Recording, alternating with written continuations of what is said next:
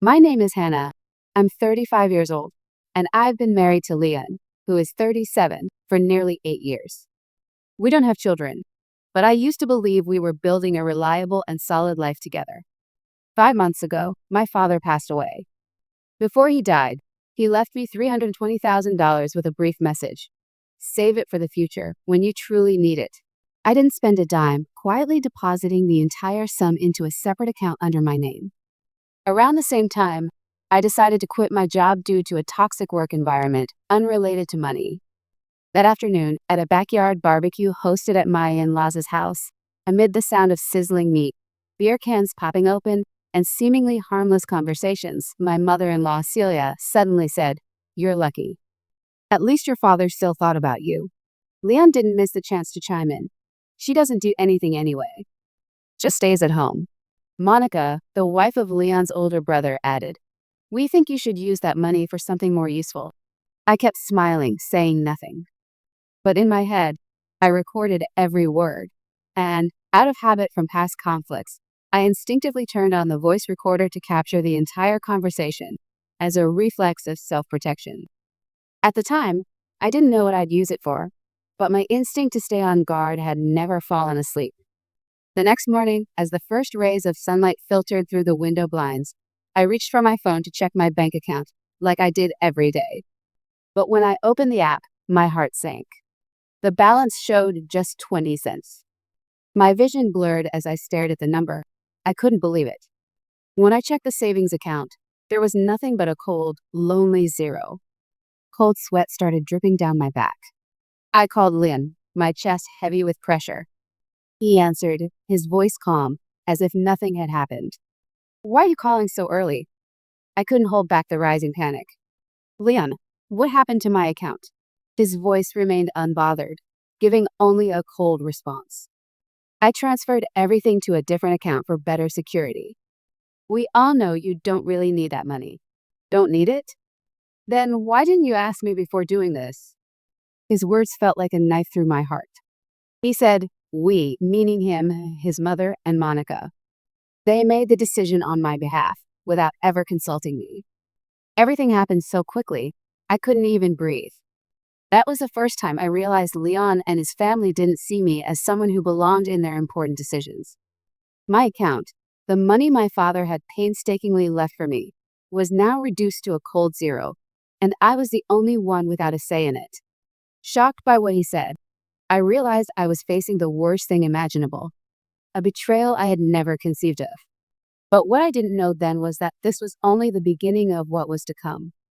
Sitting in the small kitchen, my hands fumbled for the phone. I called my cousin Mitchell, a financial investigation expert. He said just one thing: "Stay calm. Let me handle it." His words echoed in my mind like a cool reassurance, but it was the only ray of light in this thick darkness. I knew Mitchell would help me. He was a financial forensics expert, and I knew that with him, nothing was impossible. Still, over the past week, I had to keep a straight face, not letting anyone suspect that I was living in the middle of a storm, drowning in information, pain, and suspicion. I still cooked dinner for Leon like it was just another day. Still listened to Celia and Monica's meaningless chatter, nodding along as if on autopilot. But my mind was spinning, revisiting every small clue I had noticed in the past weeks. Odd conversations, little details I had previously overlooked. I started taking action the moment I realized nothing was a coincidence. I began tracking every transaction, every suspicious transfer from accounts I'd never heard of. The payment apps Leon and his family used all showed shady activity. Receipts I found on the computer appeared to be sloppily edited, as if they thought I'd never discover them. I gathered everything in a notebook, quick notes, but thorough. By the weekend, once I had enough evidence, I called Mitchell. He launched an investigation, and within just a week, his team had already traced the path of the money. I couldn't believe what I was hearing, but I wasn't surprised. Monica, Leon's sister-in-law, had used my money to invest in a fake project, a project that no one could verify as real. She had taken a huge chunk of my inheritance and poured it into something unclear, claiming it was a future investment plan. But it was all just a trap. Ellen, Leon's sister, withdrew $10,000 from my account, claiming it was for financial consultation fees, a transaction I never authorized, a sum with no transparency whatsoever. Yet they cleverly made it seem justifiable to everyone, at least in their eyes. And then there was Celia, my mother-in-law, the final player. She quietly and discreetly used the pretense of a donation to the church to take out a loan from the bank under my name. It was suffocating to hear. They not only deceived me about the money I had carefully kept, but they also shamelessly used my name to take on debt without my consent. That church donation excuse was just a cover, and where the money actually went, only they know. This betrayal didn't stop at taking the assets I had protected so diligently. It was exploitation, an abuse of my emotions and trust, a manipulation of the very concept of family I had always believed in. In their eyes, I was nothing more than a sheep, easily manipulated, easily deceived, and incapable of resistance. With every new discovery, I felt more and more like I was standing in a storm, where everything I had ever built was being destroyed by the people I once thought of as my loved ones. But at the same time, it made me realize, if I didn't stand up now, I would forever be a victim of my own family. And that I could never accept. It all seemed to have started from just a passing observation on my part. But what happened next went far beyond anything I could have imagined. They came, Leah, Monica, and Celia. On a quiet evening, when the air was thick, like a storm was about to break. They didn't come with threats or arguments, just with forced smiles, trying to create a light atmosphere. But in their eyes, I clearly saw the worry and the urge to conceal something. Celia entered first, her voice still meek. "Hannah, stay calm. We just want to talk." Monica followed, her eyes awkward, trying to reassure me, but I couldn't bear to hear a word she said. I knew what they wanted. They wanted to pressure me, to make me feel guilty, and most of all, they wanted my silence, my compliance. But I was no longer the woman I used to be. My heart no longer trembled in the face of their dominance. On the contrary, I felt a strange calm within me, as if justice was finally within reach. I wasn't a victim anymore. Let them say what they wanted. I knew exactly what they were doing. I stood up and looked straight at Leon, the man I had once trusted above all else. He stood there, his face blank, as if all this were just a harmless joke. But I no longer looked at his face, because I no longer saw the husband I had loved. Instead, I saw only a man trying to hide the truth. Without a word, I pulled my phone from my pocket and pressed the preset signal button, the one that called the financial investigation task force I had prepared long ago. A strange sense of triumph washed over me. My hands no longer trembled, because now I had all the evidence I needed. No one could take away what I had prepared for all this time. Just minutes later, the doorbell rang. I heard firm footsteps outside, and then a group of professionally dressed individuals stepped in. They weren't ordinary people. Their confidence could intimidate anyone. 3 men with official name badges, stern expressions, and commanding presence. One of them glanced at me, then looked toward Leon and the others. They didn't need to speak much. Just one look intensified the tension in the room. "Mr. Raymond, we have a few questions regarding financial transactions connected to your residence." One of them spoke, his voice deep and authoritative. Leon stood frozen, unable to utter a word. Monica and Celia were stunned, and I couldn't help but notice the panic in their eyes. Monica began backing away, avoiding my gaze as if afraid to face a truth she could no longer deny. Celia immediately jumped to defend herself, her voice hurried and stammering. "There must be some mistake. It's not what it looks like." But her voice grew weaker, as if even she didn't believe her own words anymore. I said nothing. I walked to the corner of the room and picked up a thick folder from the table, all the evidence I had gathered over the past weeks. The recordings I had saved carefully, the emails Leon had sent to himself, the crucial documents of fraudulent transactions I had uncovered. I held them tightly without fear. What I needed now was justice, and I would no longer let anyone take advantage of my silence. I handed them the folder without hesitation. My hand trembled slightly, but not out of fear. I looked them straight in the eye, and every word I spoke struck like a hammer to their hearts. "This is everything. documents with forged signatures, copies of debt contracts worth $90,000, and suspicious financial transactions. All of it is verifiable. Can you explain this? The three men remained silent. They didn't argue.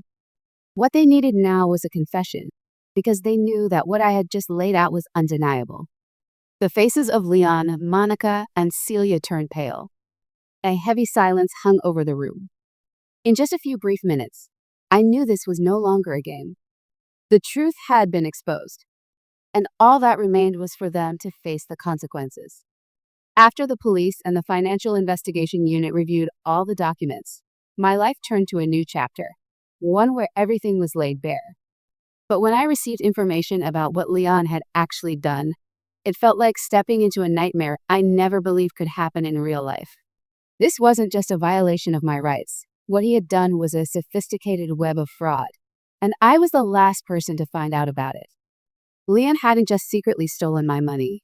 He had operated under an alias, Liam K. Keller, a name he used to open multiple accounts and establish a shell company. What I uncovered left me reeling. I couldn't believe my eyes when I saw the information from the police, PDF files filled with undeniable details. Personal data of dozens of women, from my former classmates to Celia's old lovers, they were all there. Their names, addresses, phone numbers, even banking details had been collected and used by Leon in shady dealings. This was no longer a matter of personal betrayal. It was a professionally organized fraud network, built and sustained in the shadows. And then I saw something I never expected. Leon's sickening need to brag. Not only did he fail to erase his transaction history, but he also left behind a trail of boastful emails, proudly documenting his scams. He even sent those emails to himself, as if to celebrate his accomplishments. Records, copies of fake contracts, they were all meticulously stored on his computer. It was this arrogance that allowed Mitchell and me to trace every piece of Leon's scheme. The evidence I had, the recordings, the verified emails, could prove that Leon wasn't just a deceitful husband. He was a professional con artist. This became even clearer when I discovered the amounts of money he had shuffled through his accounts and dummy companies. These were enormous figures, full of suspicious transactions. I felt the fury rising inside me. This betrayal wasn't just about money. It was a betrayal of trust, of everything I had given him over the years. He hadn't just fooled me. He had scammed thousands of others, people completely unaware. And I, the wife who had trusted him, who had given him everything, had been deceived by the very man I once called life partner. Every page, every file found by the police was irrefutable proof. From the conversations I had recorded to the copies of documents I had collected, everything formed a clear picture of Leon's fraudulent behavior. I couldn't believe that the man I had loved so deeply could do something so vile. As the full truth gradually came to light, I no longer felt afraid. What I felt now was liberation. Liberation from lies, from the deceptions I had once been forced to believe. My anger wasn't just directed at Leon. It was also at myself, for not seeing it sooner. But now, everything was clear, and I would never let anyone deceive me again. Never had I imagined that manipulation, deceit, and greed could run so deep. Ellen revealed something I could never have expected. Celia, Leon's mother, had devised a plan to have me declared financially incompetent, just to legitimize their takeover of the money my father had left me. Everything I had saved and built over the years, suddenly became a prize in a battle I never even knew was being waged. It was all about taking what was mine, and they were willing to do anything to make it legal. Celia was not someone who easily accepted defeat, and now I understood that she had been planning everything for a very long time, long before I was even aware of what was happening. The schemes she laid out, the traps already in place, were all designed so that I would eventually fall under their control, like a puppet in the hands of manipulators. The entire family of Leon was part of this game, but Celia was the one behind it all, pulling the strings. And what hurt me the most was how they saw me, as someone incompetent, incapable of defending herself. When I learned the truth, I was so shocked I couldn't believe what I was hearing. Ellen handed me a draft court petition that included complete forged documents, a fabricated plan to prove I was financially incapable, fake diagnoses from non-existent specialists, along with a power of attorney signed by a notary who had been dead for 2 years, all to create a legal pretense for their fraud. As I stared at that stack of documents, a pain ripped through my chest. I wondered if I was the only one being deceived. They were turning me into someone incapable, someone too unstable to manage her own life. And in that moment, I knew I couldn't let them keep controlling me. I couldn't let them take what my father had left me just because they believed they had the right. I brought the documents home and sat alone in the dark room, trying to think clearly. In my hand was an old photo of my father, the man I loved and respected more than anyone. I looked at the photo and felt utterly betrayed. I couldn't hold back the tears anymore. They poured out like a dam breaking. I felt truly exhausted, but I would not allow myself to collapse. I whispered to myself, "I'm sorry, Dad. I trusted the wrong people." I knew that in that moment, I allowed myself to be weak. But it was the only moment I gave myself permission to break down. After that, I stood up. I couldn't let weakness rule my life. I had grown too accustomed to battles I had to fight alone. And this time, I wouldn't let their lies win. The memories of the days I spent living in deception, in a marriage I once believed would be my safest haven, now only remained as fragments. Everything I once trusted had been torn apart, but I refused to be defeated. My father had taught me that truth always exists, even if buried in darkness. And I was the only one who could bring that truth into the light. Though I was in pain, I didn't let my emotions take over. The betrayal by Leon's family wouldn't make me forget who I was. I had decided that I would no longer let them deceive me. I would fight to the end to protect what I rightfully owned. And I knew, no matter how difficult it would be, the truth would prevail in the end. That day, I sat in the courtroom, clutching my folder tightly, feeling empty in one sense, but more determined than I had ever been. Across from me was Leon, my husband, the man I once loved and trusted, now sitting there like a stranger. Beside him was Celia, his mother, the woman who always acted as if she was the only one deserving of protection in every situation. And across the aisle was Ellen, Leon's sister, the one I had once believed was the only family member who might understand and sympathize with me. All three sat there, their eyes avoiding mine, filled with fear, as if they already knew that everything was about to be exposed. I could feel the tension in the room, but strangely, part of me felt at peace. Finally, everything would come to light. The lies, the fraud, and the conspiracy they orchestrated to take what belonged to me, all of it would be revealed. Suddenly, the courtroom door opened, and Monica, Leon's brother's wife, entered with a young woman I didn't recognize. The girl looked anxious, her face pale and her eyes avoiding contact. Her name was Natalie, and I immediately realized she was the one Leon had sent money to in the suspicious transactions I had uncovered.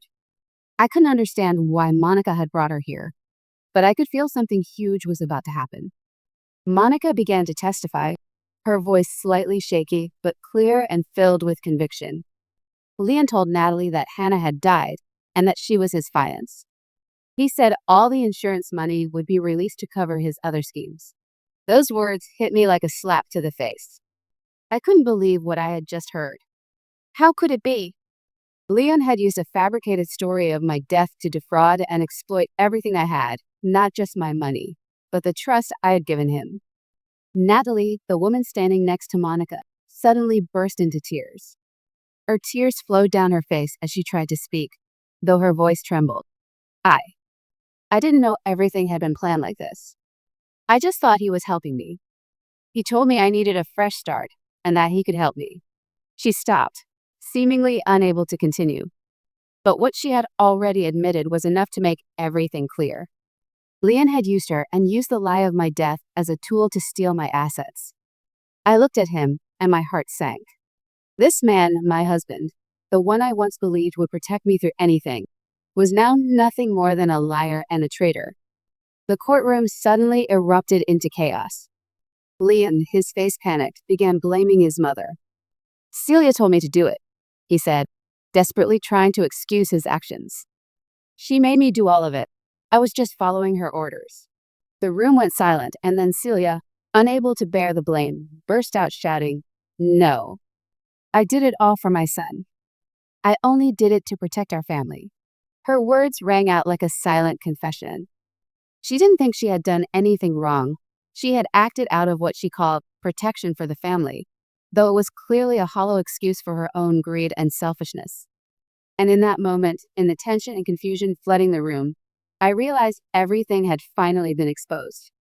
All the dark secrets of Leon's family, all the lies they had hidden for so long, were now laid bare.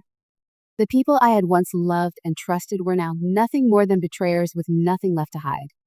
I lifted my head and looked Leon straight in the eyes. I no longer felt fear. I no longer hesitated. I had fought long enough. And today, I would not allow them to continue destroying my life. Judgment Day had come, and like a storm that had passed, all that remained were the fragments. Leon pled guilty, but not in the way I had hoped. He was sentenced to a short prison term, which didn't come close to making up for everything he had done to me. The betrayal, the lies, the calculated theft of my inheritance, none of it had truly been repaid. Still, at least he wouldn't be able to go on living as he once did. Part of me felt relieved, another part deeply wounded. I wasn't seeking revenge. I wanted justice. But when I looked at him throughout the trial, I knew that justice might never fully come. Celia, the woman I had once seen as a part of my family, was now facing criminal charges. The one who always claimed she was only doing what she did for the family had been dragged into the light, now forced to face the consequences of her actions. I didn't feel triumphant, just an emptiness that couldn't be filled. She was Leon's mother, the one who raised him, and for a brief moment, I had thought she could understand me. But now she was just another accomplice in a grand scheme of fraud. Monica, Leon's brother's wife, whom I had always considered a friend, was given a suspended sentence because she cooperated and testified. Yes, she worked with the authorities and revealed the truth of what had happened. But that didn't erase the fact that she, too, had played a part in the web they had spun. And I couldn't simply let that go. The betrayal felt even deeper when I looked at her. Even though she told the truth, there was still something inside me that couldn't rest. Maybe it was because I couldn't trust anyone anymore, not Leon, not Celia, and certainly not Monica. Ellen, Leon's sister, wasn't convicted. That fact alone made me question everything. Why wasn't she held accountable like the others? But I didn't let it distract me. She no longer deserved a place in my life. I completely cut ties with Ellen. Every memory of her, every conversation we had, every moment I once believed was genuine understanding and support, now all felt like lies. She had allowed me to suffer through it all, siding with those who schemed against me. I no longer wanted to see her again. After everything settled down, I decided to sell the house, the one Leon and I had built together, the place I once thought I would spend the rest of my life in. That house had now become a space devoid of any memory worth keeping. I didn't want to hold on to a place filled with the traces of years I had overlooked. I moved into a small apartment near a park, a space with open air, sunlight, and freedom. Every morning, sunlight streams through the windows and fills the room. It was something I never thought I would cherish this much. I no longer lived in darkness, no longer held my breath each time I faced lies and betrayal. Natalie, the woman Leon deceived, who testified for me during this battle, returned the necklace worth nearly $5,000 that Leon had given me. She said the necklace had always made her feel guilty, and she wanted to return it to me, the one who truly deserved to have it. But I didn't want it anymore. I threw the necklace into the trash without a hint of regret.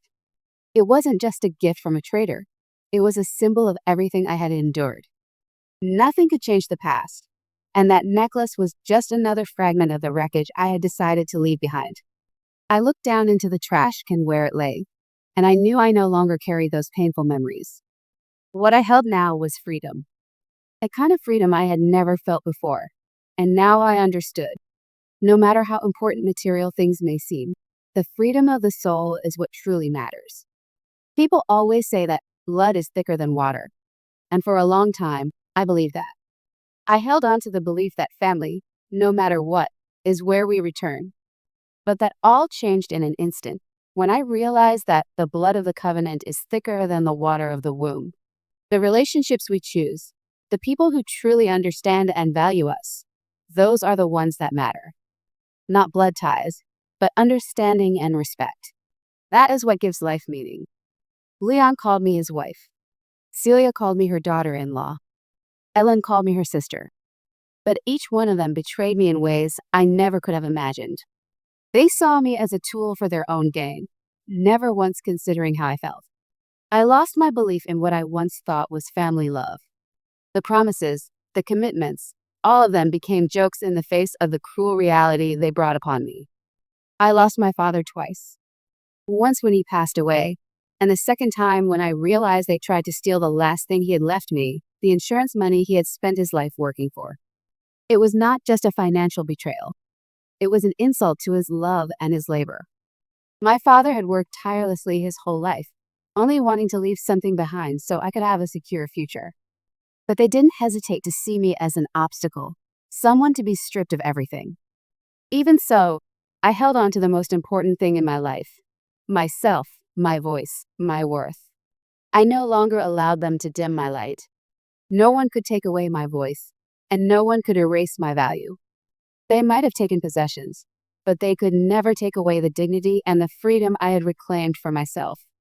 I swore no one would ever take that from me again. The past may have been painful, but I learned that sometimes you have to leave the past behind in order to move forward. And now, I am free. I can stand on my own 2 feet without worrying about who might try to steal my life away again.